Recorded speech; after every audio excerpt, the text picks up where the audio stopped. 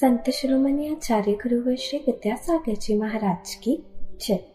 और हम योग प्रणेता पूज्य मुनि श्री प्रणम्य सागर जी महाराज की जय। ओम अरहम नमः। श्री तत्वात् सूत्र के दूसरे अध्याय की कक्षा में आप सभी का स्वागत है। आज हम अपनी क्लास की शुरुआत मुनिश्री की वाणी में अपने मन को निश्चिंत शांत करने वाले ध्यान से करेंगे। सीधे बैठ जाइए। 2 मिनट के लिए सीधे बैठे, आंखें बंद, कमर सीधी, गहरी लंबी श्वास। अपने शरीर से भी अपनी चैतन्य आत्मा को भिन्न महसूस करें। बाहरी कोई भी संबंध, अंतरंग में विचार करें, मेरी परतंत्रता के लिए हैं। मैं उन पर डिपेंड हूँ, संबंधी मुझ पर डिपेंड हैं। यही बात मुझे अकिंचन नहीं बनने देती। मैं अपने में अंतर्मुखी यात्रा करके बाहरी सब विकल्पों का त्याग करता हूँ। No one is mine, mine is none. All our relations, self is one. अपने में अपने को पाना,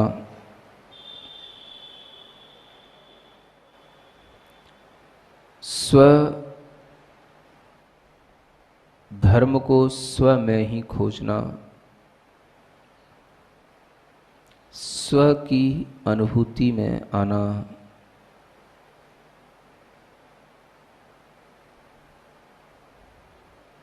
स्वयं से प्रेम करना।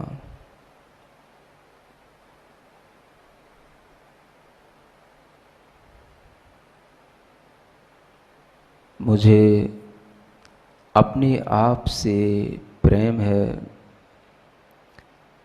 मैं स्वयं में स्वयं को ही पा रहा हूँ, स्वयं में स्वयं से ही प्रेम कर रहा हूँ।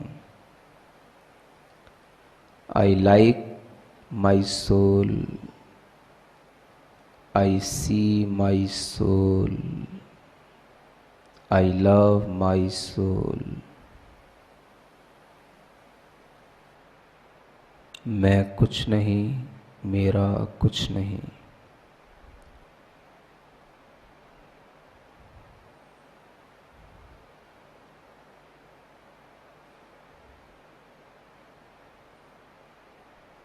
I am only one self.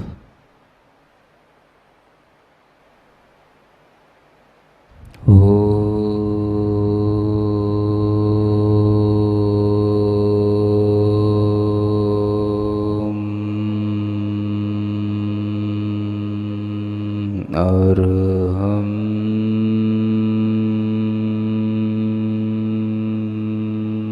नमः।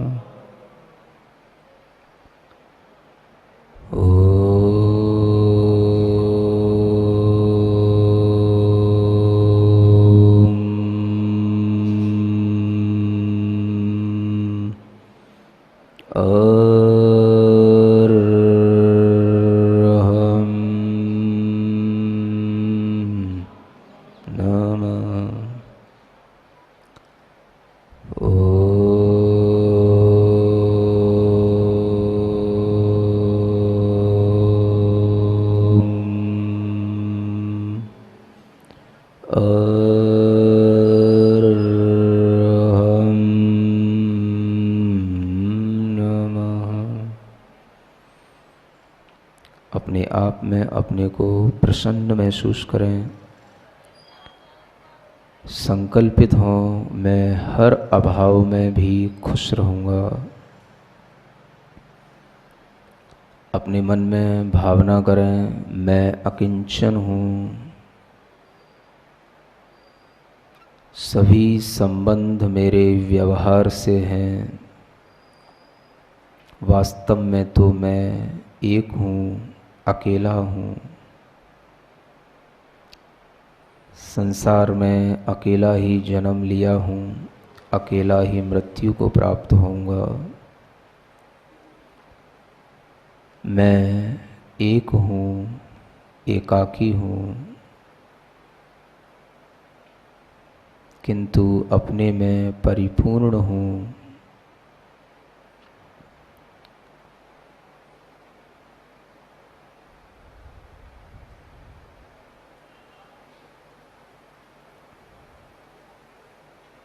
दोनों हाथ जोड़ें। जो हो सो हो, जो है सो है, हमको क्या, हमको क्या, हमको क्या। पूरे आनंद भाव के साथ। जो हो सो हो, जो है सो है, हमको क्या, हमको क्या, हमको क्या। जन्म सुनिश्चित, मरण सुनिश्चित, जन्म सुनिश्चित, कर्मों का फल मिलना निश्चित, कर्मों का फल। फिर संयोग वियोगों के क्षण, फिर संयोग वियोगों के क्षण, घबराने से क्या। जो हो सो हो, जो है सो है, हमको क्या, हमको क्या, हमको क्या। अपनी हथेलियाँ किसकर आंखों पर रखें। ओम अरहम परम शांति, परम शांति, परम शांति। आइए अब हम पूर्ण एकाग्रता से अपनी क्लास की ओर चलते हैं और कल की कक्षा का एक क्विक रिकैप कर लेते हैं। सूत्र 41 अनादि संबंधे च में हमने जाना कि तेजस और कार्मिक शरीर का आत्मा का अनादि संबंध है और च शब्द के कारण सादी संबंध भी है। वह जैन दर्शन का अनेकांत दृष्टिकोण है। यूं तो कर्म आत्मा में अनादिकाल से बंधे हुए हैं, लेकिन पुराने कर्म भी हटते भी हैं और नए कर्मों का बंध भी होता है। नए कर्मों के बंध से सादीपना आता है। एकांत से अनादिपना मानने से जो अनादि से था वो अनंत काल तक बना रहेगा। जैसे आकाश अनादि से है और अनंत तक रहेगा, उसमें कुछ विशेष नहीं हो रहा है। बीज से वृक्ष होता है और वृक्ष से बीज। यह बीज वृक्ष की सामान्य संतति है। यह नहीं कहा जा सकता कि बीज और वृक्ष में कौन पहले है। बीज और वृक्ष दोनों ही अनादि से हैं। इससे अनादि की व्यवस्था बैठ जाती है। इसी प्रकार आत्मा का शरीर से, कर्म से जो संबंध है वह अनादि से है, और जो हम अपने भावों से नए कर्मों के बंध में अंतर ला रहे हैं, उस अपेक्षा से यह सादी भी है। अनादि तो हो गया सामान्य और सादी हो गया विशेष। सामान्य के साथ में विशेष का होना और विशेष के साथ में सामान्य का होना आवश्यक है। एकांत रूप से सामान्य या अनादि मानने पर अनादि से वही कर्म आत्मा के पास में है जो अनंत काल पहले थे, और वह कर्म अनंत काल में भी नष्ट नहीं होंगे और न आत्मा ने कोई नए कर्म अर्जित किए होंगे। अतः अनादि भी एक स्वभाव है और इसके साथ मोक्ष संभव नहीं होगा।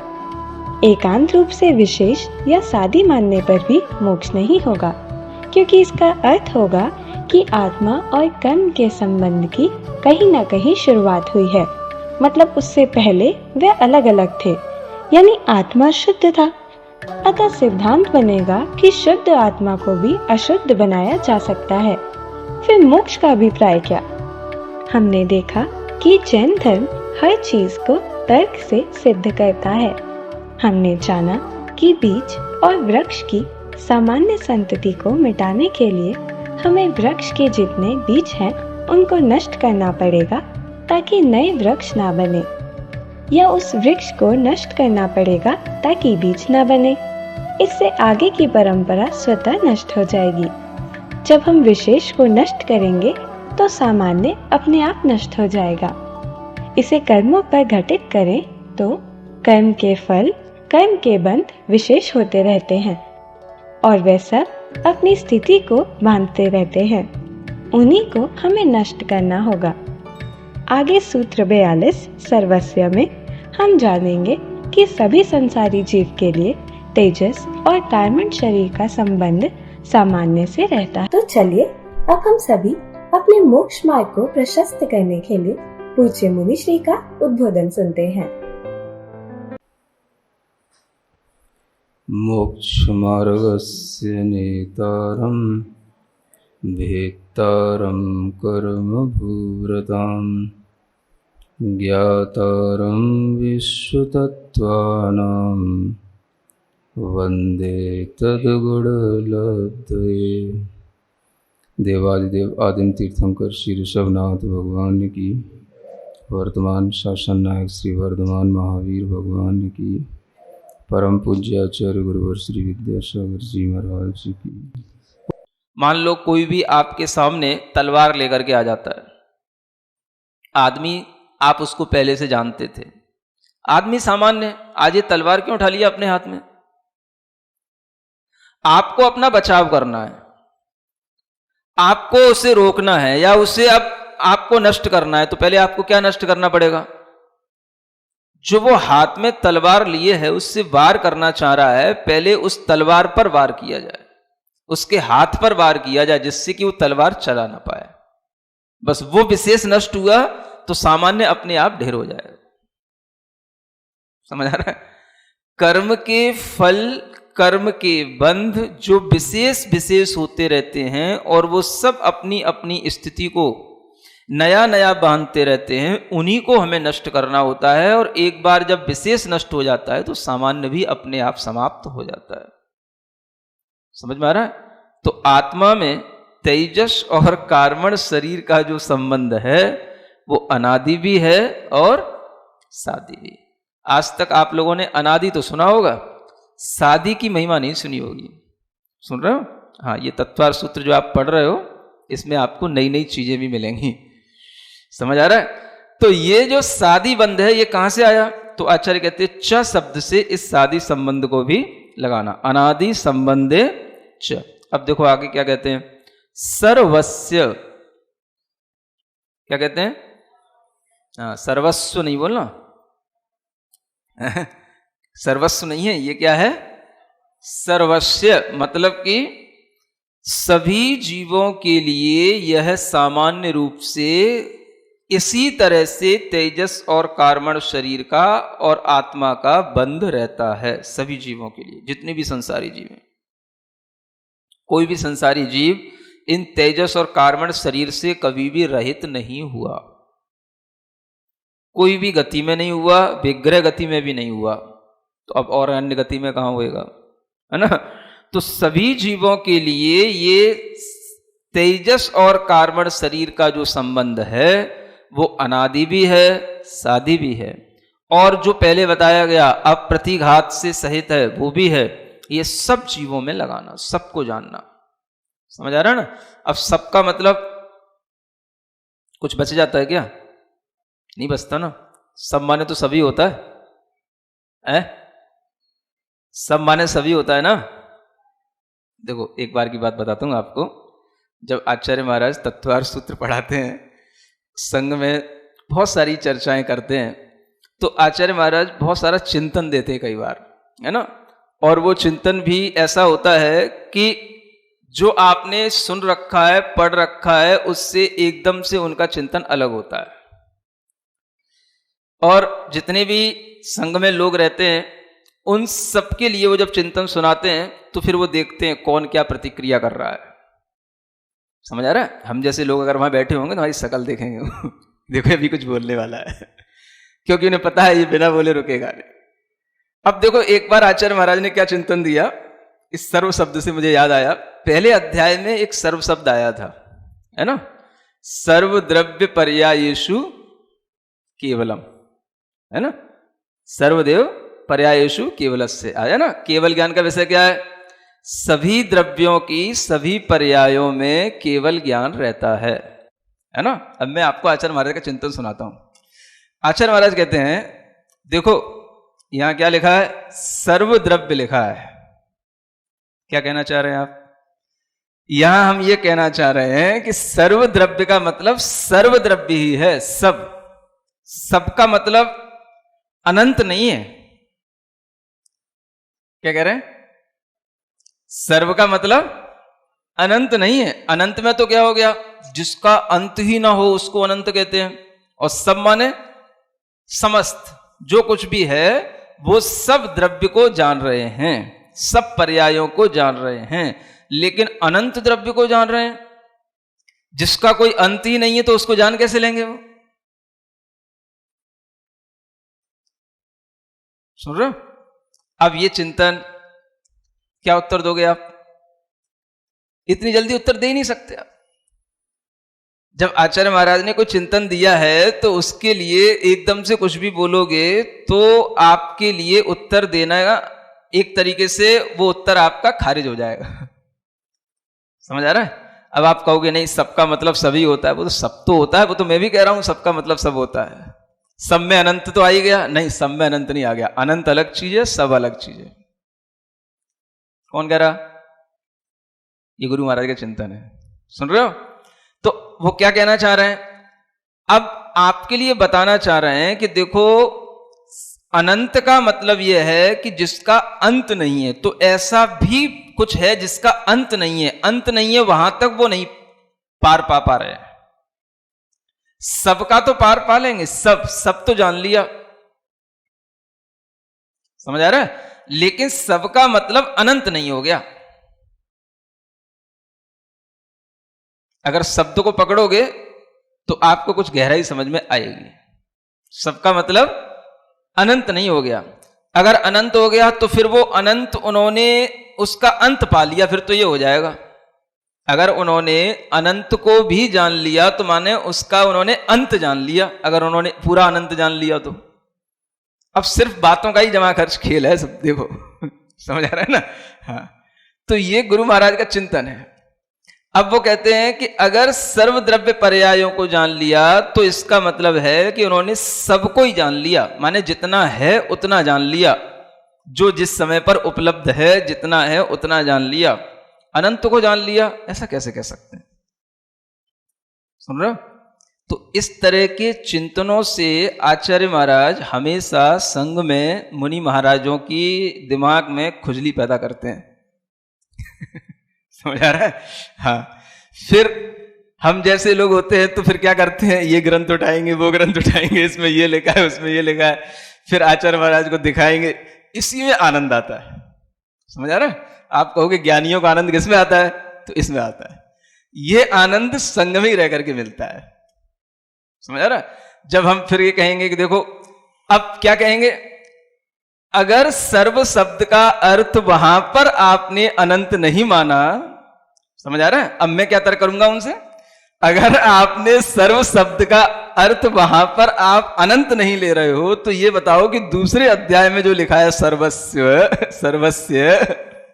इसमें फिर ऐसा हो जाएगा कि कुछ जीव छूट जाएंगे जिनमें कि तेजस और कार्बन शरीर का संबंध नहीं होगा या उनके साथ उनका बंध नहीं होगा।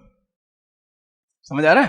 तो ये तर्क देंगे। फिर वो अपनी कहेंगे नहीं नहीं, वो वहां पर सर्व शब्द का मतलब वहां के लिए सर्व शब्द है। यहां जो हम कह रहे हैं सर्वत्र पर्यायेषु, तो इस तरीके के जो एक ज्ञान के, मैं आपको सिर्फ इतना बताना चाह रहा हूं कि जब संघ में रहता था तो इस तरीके के ज्ञान के जो एक आनंद आते हैं वो एक अलग तरीके के आते हैं। समझ आ रहा है? कई बार इन विषयों पर खूब अच्छी चर्चाएं लंबी लंबी भी खिंचती हैं, घंटों घंटों भी चलती हैं, और पूरी पूरी क्लास भी इसी तरह के उत्तर प्रत्युत्तर में निकल जाती है ना? तो ये भी एक अपने आप में सुख होता है, जो सुख हमने खूब भोगा है संघ में रह करके। समझ में आ रहा है? लेकिन ये सुख जो है संघ के बाहर नहीं मिलता है, क्योंकि वो ऐसे ना कोई चिंतन देने वाले नहीं मिलते, ना कोई चिंतन को समझने वाले मिलते हैं। तो ये एक चीज मैं बता रहा था कि अगर हम गुरु महाराज के पास अब होते तो हम उनसे यही कहते कि देखो, अगर सर्व का मतलब वहां पर ये है तो यहां पर सर्व का मतलब आपको फिर यहां पर भी ऐसा ही लेना पड़ेगा, है ना। अब यहां क्या लिखा है? सर्वस्व, सर्वस्य, है ना। तो सभी का मतलब जितने भी द्रव्य हैं, जितने भी जीव हैं, अब चाहे अनंत अनंत जीव हैं तो हैं तो सभी। अगर हम सर्व का मतलब अनंत नहीं मानेंगे तो फिर कुछ जीव छूट जाएंगे। तो ये हम तर्क दे सकते हैं, है ना। लेकिन उनका चिंतन उनके लिए अपनी जगह पर उपस्थित रहता है और वह उसी चिंतन को कई बार भी अपने संग में लोगों को बताते रहते हैं, और वो सब केवल जो है ज्ञान की एक वृद्धि के लिए और ज्ञान के माध्यम से आनंद लेने के लिए रहता है, ठीक है ना। तो ये भी जानना कि इस तरह से भी चिंतन किए जाते हैं। पूर्वा पर आप भी कुछ विचार रखा करो, कहाँ क्या शब्द का क्या अर्थ आया है ना। तो सभी जीवों के लिए यह सिद्ध होता है कि उनकी आत्मा का और कर्मों का संबंध अनादि से है और सादी भी है। यह संबंध किसी भी तरह से कोई व्याघात को प्राप्त नहीं है। अगर जीव संसार में है तो वह अनादि काल से इस तरह से जुड़ा हुआ है कर्मों से, है ना। अब देखो आगे क्या कहते हैं। तदादीनि भाज्यानि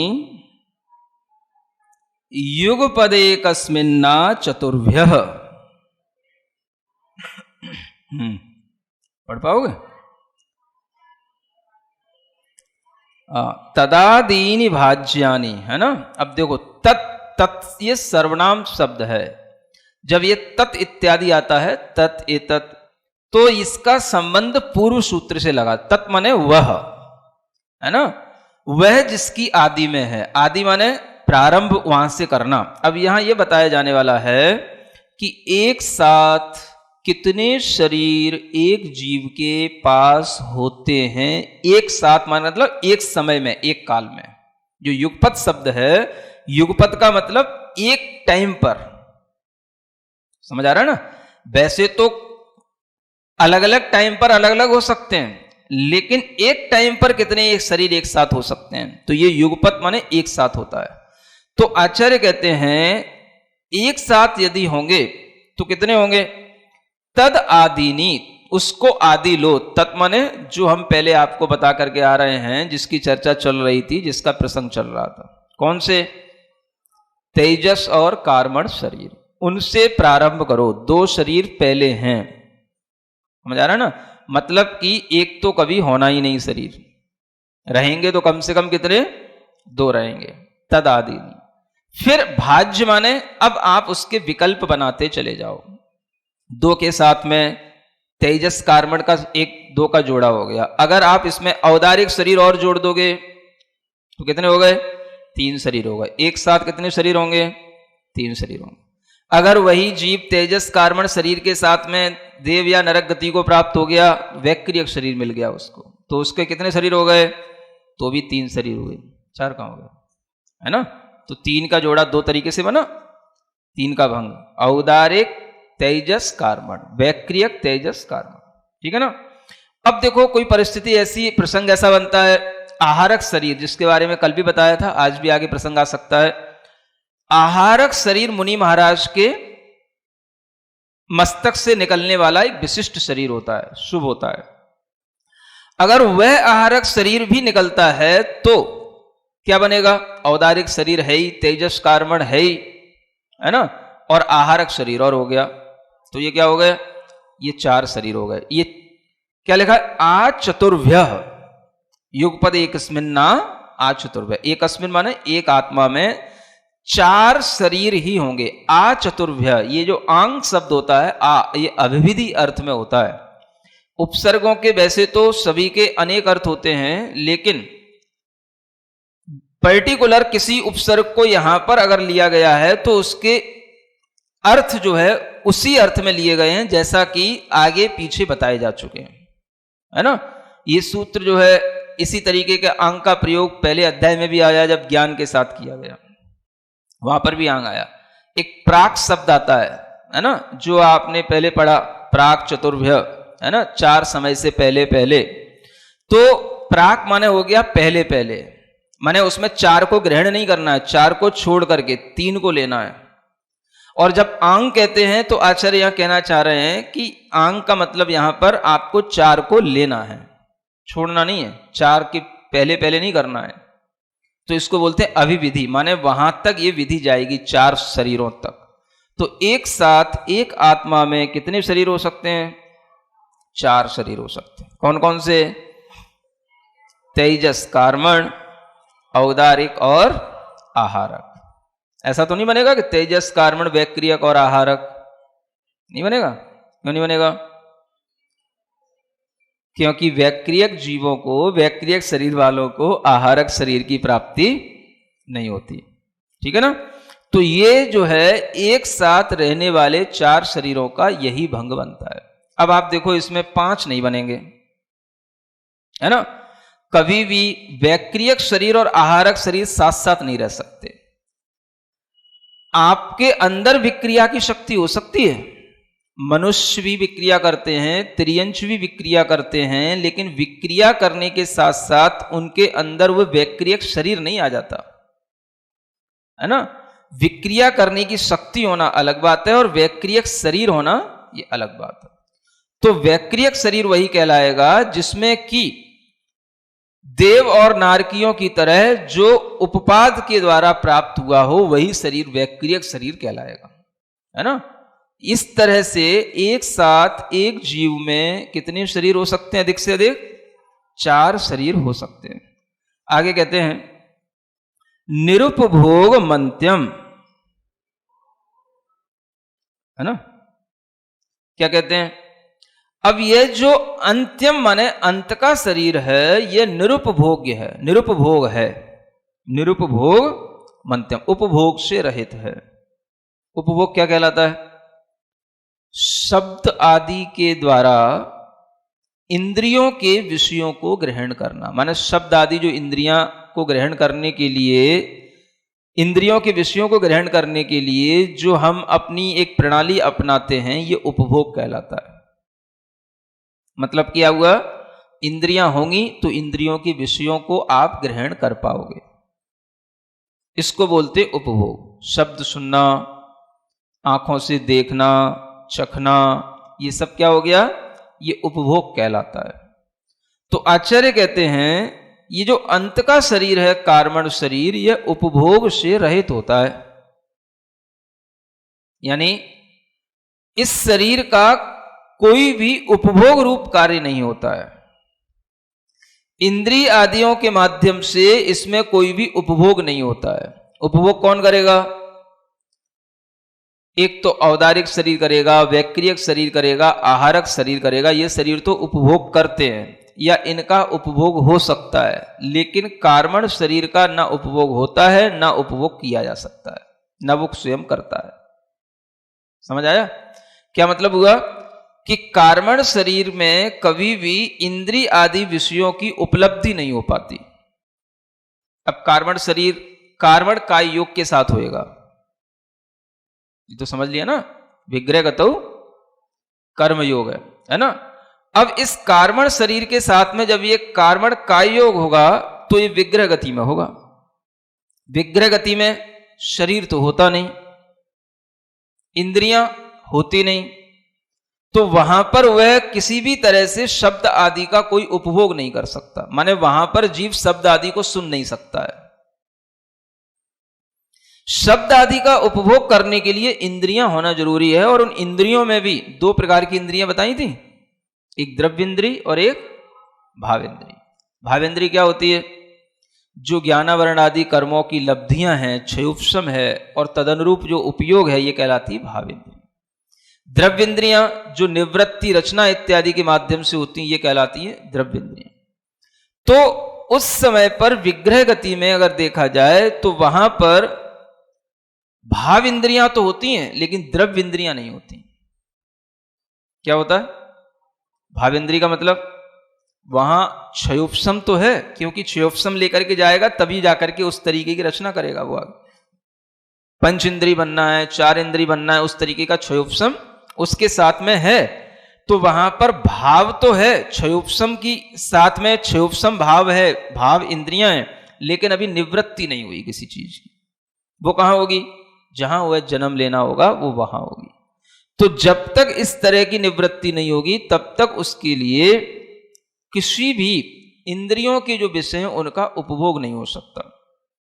इसलिए कहा कि अंत का जो कार्मण शरीर है वो उपभोग से रहित है। ओम अरहम नमः। तो चलिए आज की कक्षा का एक क्विक रिवीजन कर लेते हैं।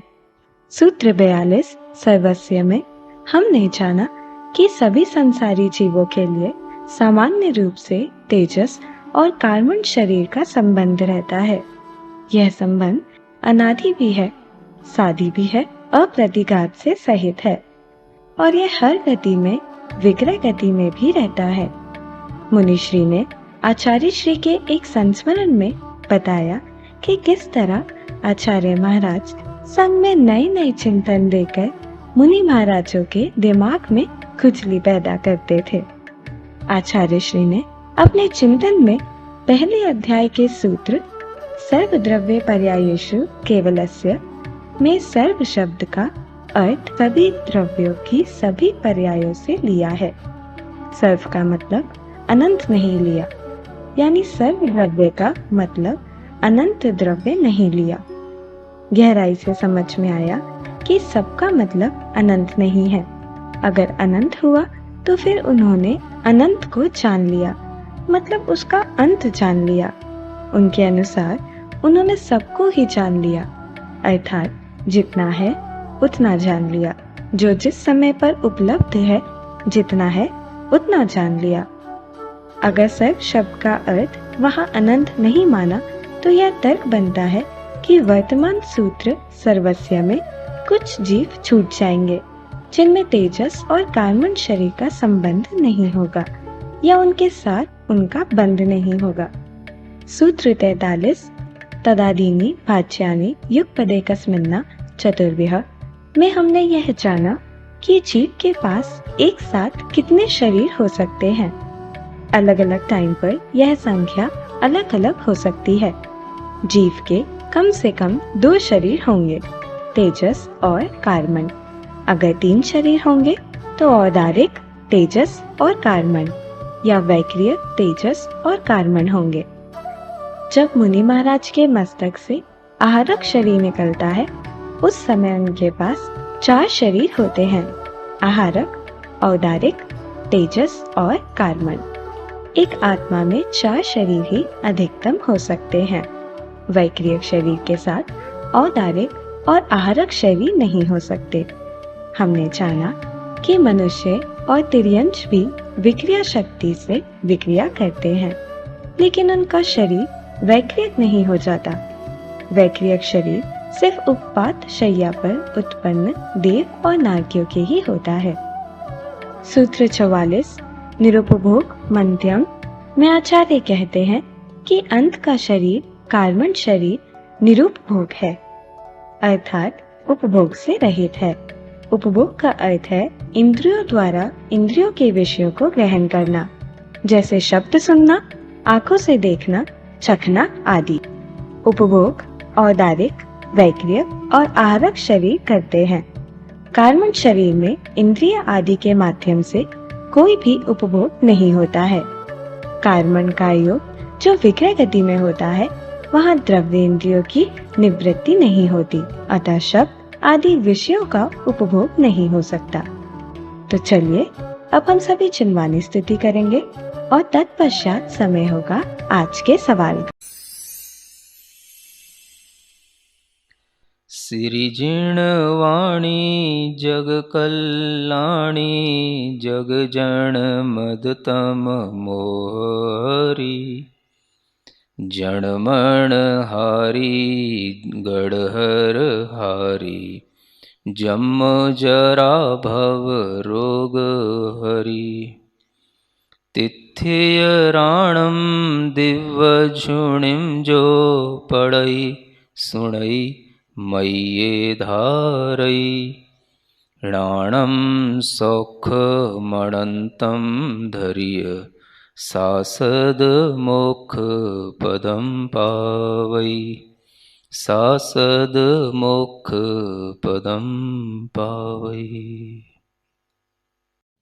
अब समय है आज के प्रतियोगिता प्रश्न में भाग लेकर आकर्षक पुरस्कार जीतने का। आप अपने फोन को क्यूआर कोड स्कैन करने के लिए तैयार रखिए या लिंक पर जाएं। आप अपना उत्तर चुनकर हमें कल दोपहर 2 बजे तक भेज सकते हैं। 3 भाग्यशाली विजेताओं को मिलेंगे आकर्षक उपहार। विजेताओं का नाम इसी कार्यक्रम में हर रविवार को घोषित किया जाएगा। साथ ही सभी प्रश्नों के सही उत्तर भी बताए जाएंगे। आज का सवाल है, कौन सा शरीर उपभोग से रहित होता है? औदारिक, वैक्रियक, आहारक, कार्बन। अगर आप किसी कारणवश कोड स्कैन न कर पाए हों तो आप क्लास की वेबसाइट पर जाकर उन्हें अटेम्प्ट कर सकते हैं। इस लिंक पर जाएं या क्यूआर कोड को स्कैन कीजिए।